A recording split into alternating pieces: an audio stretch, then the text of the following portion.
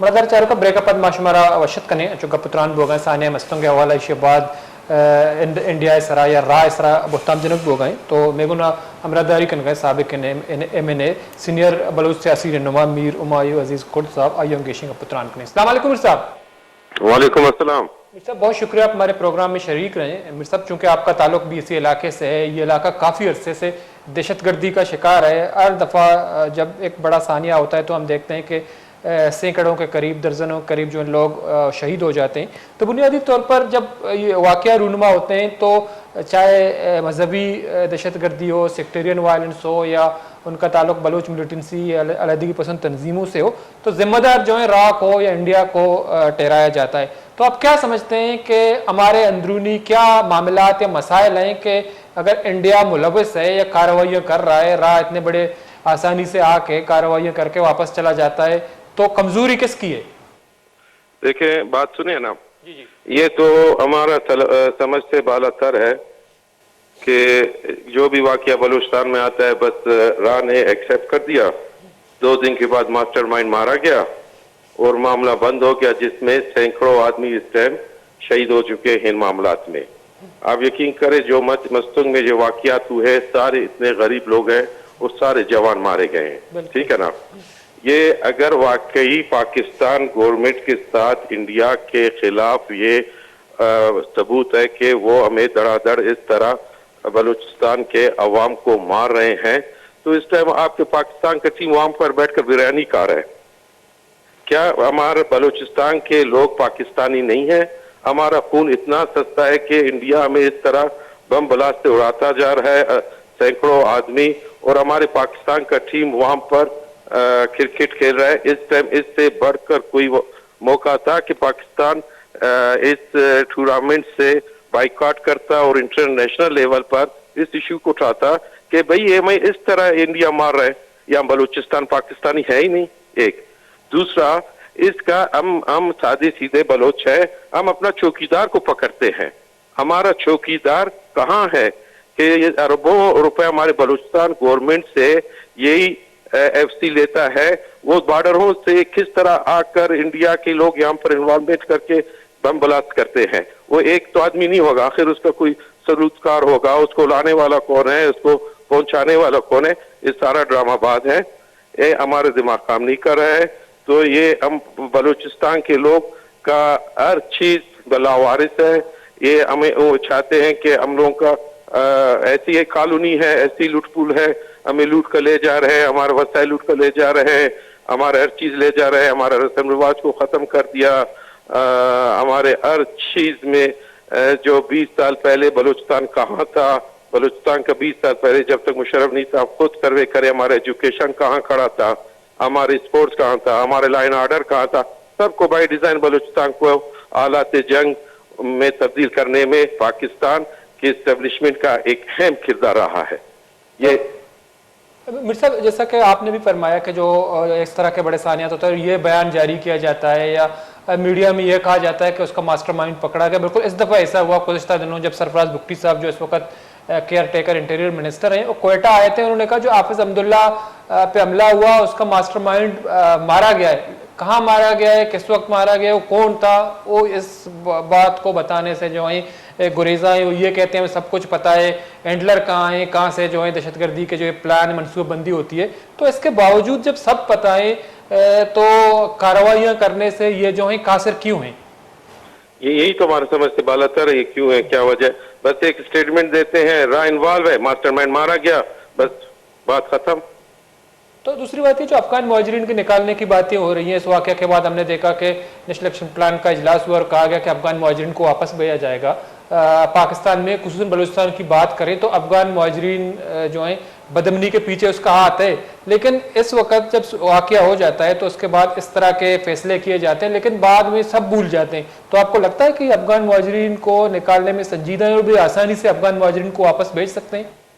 वाकई अगर हमारे हमारे हुक्मरान है जो इस टाइम बैठे हैं, असल पाकिस्तान के हुक्मरान हमारी स्टेब्लिशमेंट है, अगर ये वाकई पाकिस्तान को पुरअमन चाहते हैं कि पाकिस्तान एक पुरअमन मुल्क हो, इसमें अफगान महाजरीन तो आप ये जो अफगान महाजरीन है, अगर इनको निकाला जाए सबसे पहले हमारा लाइन ऑर्डर कंट्रोल होगा।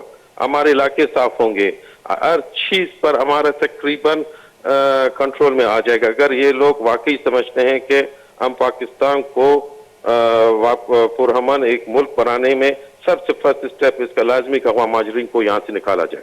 तो लेकिन ये जो हम देखते हैं कि जो इलेक्शन में ताखीर की जाती है या कुछ जो कुव्वतें हैं वो हमेशा मुलव्वस रही हैं इस मुल्क के सियासत पे, वो अपनी मनमानियाँ करती हैं। जैसा कि आपने ही फरमाया, जो अमन अमान के हवाले से इस गरीब सूबे का बजट का आधा हिस्सा लॉ एंड ऑर्डर पे लगा दिया जाता है। Military, para military forces, levies, police सब मौजूद हैं, लेकिन बड़ी आसानी से इस तरह के वाक़यात जो है दहशतगर्द करते हैं। प्लानिंग भी हुकूमत को मालूम है, मनसूबाबंदी कहाँ से की जाती है, हैंडलर कौन है, सहूलतकार कौन है। तो जब ये सब मालूम है तो गरीब सूबे के जो बजट का बड़ा हिस्सा अमन अमान पे लगा दिया जाता है, डेवलपमेंट रुका हुआ है, तरक्याती काम नहीं हो रहे, तो आप नहीं समझते हैं कि बलूचिस्तान हुकूमत के साथ, बलूचिस्तान गरीब आवाम के साथ एक बहुत बड़ी ज्यादती है, इतने बजट रखने के बावजूद जो है लोग गैर महफूज हैं? देखिए ना, बलूचिस्तान एक कॉलोनी है, ठीक है ना। बलूचिस्तान का कोई अवामी जो इस टाइम बलूचिस्तान के गुज़श्ता 20 साल से जिस तरह बलूचिस्तान को चलाया जा रहा है आपके सामने है। ब्रिगेडियर खालिद फरीद जैसे आकर बलूचिस्तान में बाप जैसे गवर्नमेंट बनाते हैं अपने ट्राउट के जरिए से, पिछले 5 साल में 750 अरब रुपए गरीब अवाम बलूचिस्तान का कहाँ गया? कोई आप -% कोई इम्प्रूवमेंट हमारा हेल्थ सेक्टर में है, कोई एजुकेशन सेक्टर में है, एग्रीकल्चर में है, लाइफ स्टॉक में है, लाइन ऑर्डर में कुछ कहीं भी कुछ नजर नहीं आता है।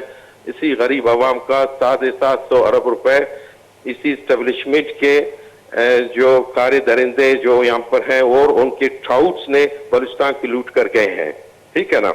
तो हम समझते हैं कि बलूचिस्तान को जब तक इस तरह ट्रीट किया जाएगा और बलूचिस्तान के अवाम दरपदर होंगे, नफरतें बढ़ेंगे। बलूचिस्तान एक पुरअमन सूबा था, मुशर्रफ का आने के बाद बाय डिजाइन बलूचिस्तान का लाइन ऑर्डर जो एक बलूचिस्तान का ट्राइब और एक इसका जो निज़ाम था बी एरिया और administration commissioner, district commissioner, assistant commissioner के तहत उसको एक ही दिन में खत्म करके एरिया बनाने के बाद बलूचिस्तान का लाइन ऑर्डर बिल्कुल 100% खत्म हुआ बाय डिजाइन, ठीक है ना। अब भी बलूचिस्तान का अगर आप समझते हैं कि बलूचिस्तान का सही सूरत हाल है तो सबसे पहले यहाँ पर फ्री एंड फेयर इलेक्शन हो। जो अवामी नुमाइंदे, अवामी जेनियन पॉलिटिशियन, अवामी नुमाइंदे आएंगे, उनको ग्रास रूट लेवल से लेकर बलूचिस्तान के हर मसले का हल उनके साथ होगा, क्योंकि वो अवाम को जवाबदेह होंगे। इस टाइम बलूचिस्तान में जो गवर्नमेंट रहा है वो आज तक अवाम को जवाबदेह नहीं है, वो एस्टेब्लिशमेंट को जवाबदेह है। तो उनके साथ अवाम का कोई दिलचस्पी नहीं है, जो उनको डिक्टेशन होगा वो उसी को इम्प्लीमेंट करेंगे। इस तरह इसीलिए बलूचिस्तान आज इस नजर पर है कि जिसमें नफरतें ही नफरतें हैं, कोई किसी पर एतबार नहीं है। यहाँ पर मुल्क के खिलाफ जंग जारी है और आपके जरिए से डेड स्कॉट्स, मिसिंग पर्सन, मसाशुदा लाशें, ये सब के जिम्मेदार कौन है? इसका एक कमीशन बनाया जाए। इसका भी इस तरह अभी हम देख रहे हैं कि जो हमारा सिपाही सालार है पाकिस्तान का, हम तो नहीं समझते हैं, क्योंकि अभी तक बलूचिस्तान में जो जुल्म हुए हैं भाई उनको ज़ाला होना चाहिए।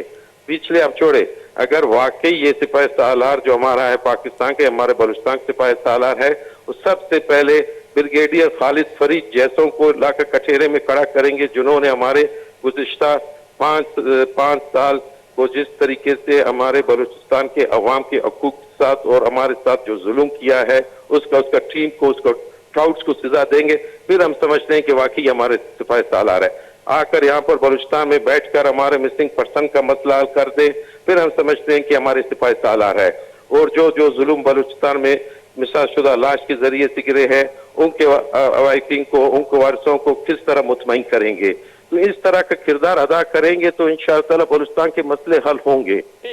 ठीक है मीर साहब, आपने बहुत अच्छी बात की, फ्री एंड फेयर इलेक्शन या कुछ मुदाखलत की बातें, लेकिन हम ये भी देखते हैं, चूँकि आप भी पार्लियामानी सियासत कर चुके हैं, कर रहे हैं और पार्लियामेंट में भी रहे हैं, आपका ताल्लुक भी एक कॉम्प्रेस जमात से रहा है, कुछ इख्तलाफात की वजह से आप जो है अलहदा हो गए। लेकिन ये पार्टियां जब बनती हैं या बनाई जाती हैं, ये फिर इन पार्टियों की हुकूमत तोड़ी जाती है, बनाई जाती है, लेकिन उसमें कॉम्प्रेस जो जमातें हैं वो भी फ्री एंड फेयर इलेक्शन की बात करते हैं, बलूचिस्तान के मसाइल, मिसिंग पर्सन की बात करते हैं, लेकिन वो भी इन जमातों के तोड़ने, बनाने और हुकूमतें बनाने में हिस्सेदार होते हैं। तो आप नहीं समझते हैं कि वो भी बहुत बड़ी ज्यादती कर रहे हैं अपने अवाम के साथ, बलूचिस्तान के साथ?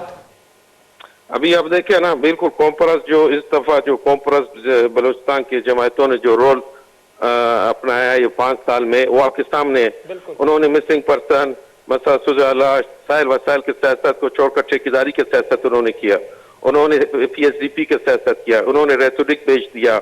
वो 5 साल वो उन्होंने हर चीज में कंप्रोमाइज किया और बलूचिस्तान के जो जेन्युइन जो मसले हैं उनको ना उन्होंने एड्रेस किया, ना उनके लिए उन्होंने कोई जद्दोजहद किया।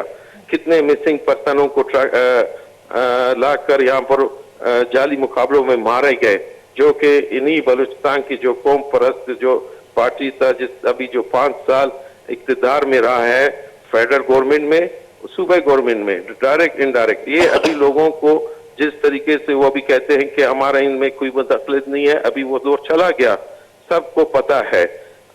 तो इसीलिए अगर ये वाकई बलूचिस्तान के मामलों में सीरियस होते और सीरियसली से इनको एड्रेस करते और PSDP के सियासत को वो नहीं करते, ठेकेदारी नहीं करते, तो मेरे ख्याल से बलूचिस्तान के काफी मसले हल हो चुके होते। तो जो बलूचिस्तान के हालात इस नहज पे पहुंच चुके हैं, तो आप नहीं समझते हैं कि ये जमातें भी एक हद तक जिम्मेदार हैं? बिल्कुल जिम्मेदार है। जो जो जो जो जो इस पिछले अदवार में जो गवर्नमेंट में रहे हैं, देखिए ना, बलूचिस्तान जब भी मरकजी एक गवर्नमेंट बनता है, खुदा पीपल्स पार्टी का हो, खुदा नून का हो, खुदा PTA का हो, माइनस बलूचिस्तान को एस्टेब्लिशमेंट के हाथ में देते, अपना गवर्नमेंट बनाते हैं, ठीक है ना। तो बदकिस्मती से जिस तरीके से जो पार्टियां कौम परस्त पार्टियां हैं, इनको वक्त ना वक्त इनको इक़्तिदार में हिस्सा मिलता गया, लेकिन उन्होंने वो अपना रोल मुहैया नहीं कर सके हैं। वो सही जो बलूचिस्तान के इशूज उनको एड्रेस नहीं कर सके, उनके लिए जदोजहद नहीं कर सके। बदकिस्मती से जो भी कौम परस्त को मौका मिला है, उसने PSDP का सियासत किया है। PSDP का सियासत बलूचिस्तान का मसला हल नहीं कर सकता है। बलूचिस्तान का कुछ नजरियाती लोगों को, सियासी कारकुनों को ठेकेदार जरूर बना सकता है और वाहिद फर्द अपने आप को बना सकता है। PSDP की सियासत में बलूचिस्तान के जो बुनियादी इशूज है, उनको साइल वसाइल के -% भी उसमें कोई किरदार अदा नहीं कर सकता है। तो अभी आपके सामने है, यही कौम परस्त पार्टी, इन्होंने क्या जो उनके मंशूर के मुताबिक उस तरीके से उन्होंने अपना वक्त गुजारा है, या PSDP के सियासत में अपना टाइम जाया किया गुजारा है।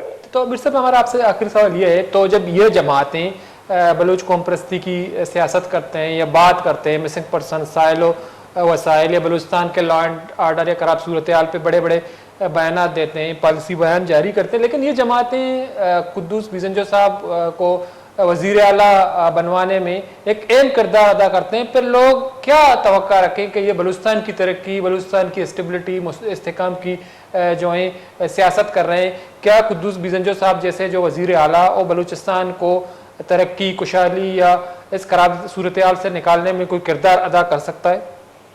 नहीं, अगर आपने जब मेरा पार्टी से इख्लाफात हुआ, मैंने व्हाइट पेपर 3 दफा किया, मैंने क्वेश्चन किया, आपने उनको पढ़ा है, उनको स्टडी किया है, यही सवालात मेरे थे, उनके साथ उन्होंने कोई जवाब नहीं दे सके। तो इन इख्तिलाफात की वजह से आपने जो है BNP से अलहदगी इख्तियार कर ली? हमने एज अ मेरिट BNP से हम स्ट्रगल करने गए थे, क्योंकि हमें पता था मरकजी पार्टियां जब भी गवर्नमेंट बनाते हैं माइनस बलूचिस्तान करते हैं। हमने कौम परस्त एक पार्टी में कहा कि हम इसको अपना जंग, अपना साइल वसाइल, अपने आवाम के साथ बलूचिस्तान में लड़ेंगे। जो हमारा जितना भी एक छोटा वो ताकत था मेरे हमारे दोस्तों का, हमने कहा कि हम अपना इसी कौम परस्त पार्टी को मजबूत करके हम अपना साइल वसाइल का दिफा करेंगे और अपने हमारे साथ जो जुल्म हो रहा है उस साथ इकट्ठा बैठकर हम एक साथ स्ट्रगल करेंगे। हमें क्या पता था सबसे बड़ा सौदागर यही बनेंगे। जब इनका हम आगे जाकर इनका जब हमने हालात देखे, जो इनका हरकत देखे, जो इनका करतूते हमने देखे कि जिस तरीके से बलूचिस्तान के अवाम के साथ मजाक कर रहे हैं, तो हमने काफी कोशिश किया इनको राय रास्त पर लाने, नहीं ला। तो हमने इसके साथ ओपन हमने अपना क्वेश्चन रखे, एक क्वेश्चन का भी उन्होंने जवाब नहीं दे सके। तो 5 साल के बाद अभी फिर ड्रामाबाजी करके अगर वो आकर लोगों को बेवकूफ बनाते हो, बलूचिस्तान का अवाम फिर इनके पीछे बेवकूफ बनता है, तो इसमें फिर अल्लाह ही हाफिज। ठीक है, बहुत बहुत शुक्रिया हुमायूं अजीज कोट साहब, टाइम निकाला हमारे प्रोग्राम में शरीक रहे। मदर चारुका मिर्ज़ा साहब गपुत्रान का नगाह, चूँकि सीनियर बलूच सियासी रहनुमा है, साबिक मैंने हम बुता तो आइया ताल्लुक BNP बुते तो चूँकि दहशतगर्दी हवाला का पुत्रान कर का ये पुश्ता कई दस्त माने रा या हिंदुस्तान बार बार कहते हैं ज़िम्मेदार पुशक भी भले चीज़ें सवालात कहते हैं आई दिमा बलूचिस्तान सियासत हवाला क्योंकि बलूचिस्तान सियासत अमिशिया को लिंक के तो अमा जमात कहते हैं बलूचिस्तान इमिनी गप्पा जना है बलूचिस्तान खराब सूरत हाल गप्पा जना भले पता अच्छे कंप्रोमाइज़ करना या समझौता करना कि चर्ची सब्बा बलूचिस्तान गेज तावाना रो चूँकि BNP मदिस्त के खुदूस बीजन जो साहब बड़ी मरदमी वज़ीर आला जोड़ कर किरदार अदा कोता चर्ची पद बलूचिस्तान अच्छी पॉलिसीज़ बुतगा या वफा के हवाला बलूचिस्तान अच्छी एकमत अमली बुतगा दुरुस्तान दीमा तो मरूची में तसलसल है कि बलूचिस्तान ये बड़ा गैर मुस्तहकम है और एक खराब सूरत हाल गुजर गए ब्रेक के जूरे पदाश में निमा कहीं गेशन को पत्रान करें।